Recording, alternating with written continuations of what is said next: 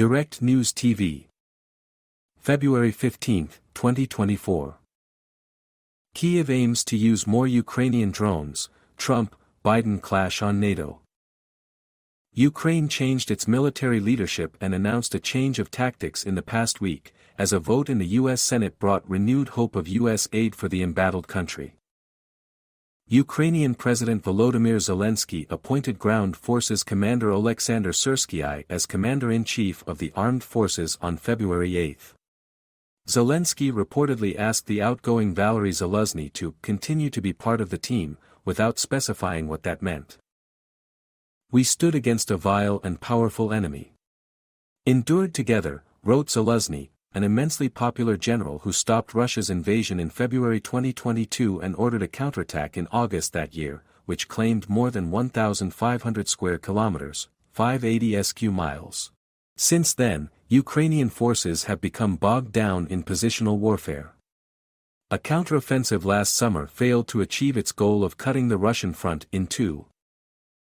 "The tasks of 2022 are different from the tasks of 2024, Zaluzny wrote.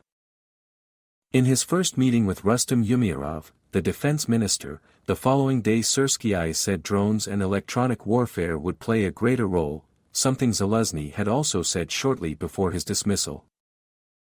Ukraine has set a goal of building 1 million small drones, essentially flying bombs, this year.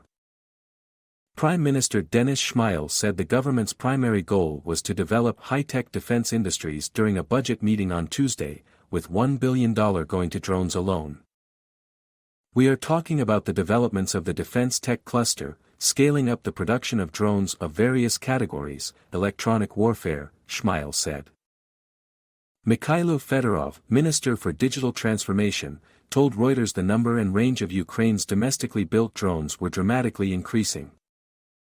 In December alone, drone deliveries were 50 times higher than in the entire 2022, he said.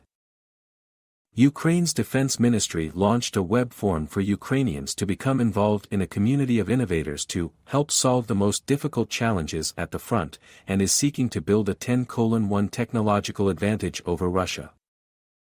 This strategy has been showing results. 2 long-range drones struck Russian oil refineries in Ilsky and Afipsky in Krasnodar Krai on Friday. Geolocated footage showed smoke rising from the refineries. Ukrainian naval drones sank the Russian landing ship Caesar Kunikov off the southern tip of the Crimean Peninsula on Wednesday. Ukrainian Military Intelligence's Group 13 used Magura V surface drones in the attack. It was the 5th Russian landing ship in the Black Sea Ukraine sank or disabled. Nocturnal video shot by the drones showed the Caesar Kunikov being struck and capsizing to port. A week earlier, Ukraine's military intelligence used 6 Magura drones to sink the Ivanovets, a missile corvette. Bringing greater efficiency to logistics, to keep front lines better supplied, and restoring Ukraine's units with rest, new troops and training, was also a priority, Syrskyi said. Ukraine has almost 1 million troops under arms. Syrskyi also sought to overcome his image as the butcher, earned when he ordered a stout defense of the eastern town of Bakhmut that was costly in lives.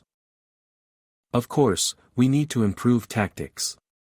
For us, the main task and value is the life of our soldier," he told Germany's ZDF television. "I would rather leave, perhaps some position, but I will not allow the death of the entire personnel," Syrskyi said. He emphasized self-reliance, saying, "We, first of all, have to rely on our own strength. Not only on partners. NATO weakened, Europe abandoned." As these words aired, the U.S. Senate passed a bipartisan national security bill approving $60.6 billion in financial and military aid to Ukraine by a vote of 70 to 29. The bill also contained $35 billion in aid for Israel and Taiwan. The bill must also pass the House of Representatives, but House Speaker Mike Johnson, a Republican ally of presidential hopeful Donald Trump, has said he will not consider aid to Ukraine, even though 84% of the appropriations would go to U.S. defense manufacturers. There is no question that if the Senate bill was put on the floor in the House of Representatives, it would pass, U.S. President Joe Biden said. So, I call on the Speaker to let the full House speak its mind and not allow a minority of the most extreme voices in the House to block this bill even from being voted on. Trump has campaigned on cutting U.S. defense costs in Europe, including the cost of defending NATO allies who, he believes, should spend more on defense. One of the presidents of a big, NATO, country stood up, said, "If we don't pay and we're attacked by Russia, will you protect us?" he told students at Coastal Carolina University on Saturday. "No, I will not protect you. In fact, I would encourage the Russians to do whatever the hell they want. You gotta pay," he said to Cheers. Biden responded, saying, Trump gave an invitation to Russian President Vladimir Putin to invade the US's NATO allies. When he looks at NATO, he doesn't see the alliance that protects America and the world. He sees a protection racket, said the president. Trump peppered his speech with inaccuracies. He put the bill of U.S. aid to Ukraine thus far at $200 billion, and Europe's contribution at $25 billion. In fact, the U.S. has contributed $113 billion in financial and military aid, and Europe €88.3 billion, $95 billion, but Europe has approved a further €39.5 billion, $42.5 billion, in financial and military aid for this year. Trump's influence over House Republicans means there are no U.S. appropriations for Ukraine so far this year. The Financial Times reported that Ukraine is already facing artillery shortages. The New York Times reported that Ukraine's air defense missiles will run out by March unless replenished. Russian forces, meanwhile, continued to rage against Ukrainian defenders in the east, launching as many as 100 assaults a day. Ukraine's armed forces estimated they were killing or wounding about 1,000 enemy troops across the front each day, a figure that could not be verified. Tavria Group Commander Brig Gen Alexander Tarnovsky said Russia's aim was to capture Avdiivka. The enemy is increasingly adding armored groups to assault infantry groups, he said.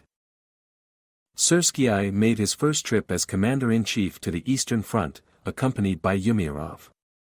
He said troops faced extremely difficult conditions.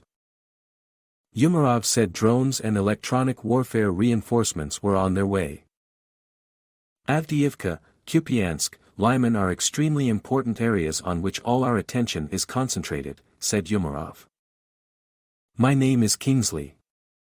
Please like, share, subscribe and hit that notification bell so you can be the first to be notified whenever we post, you won't regret it.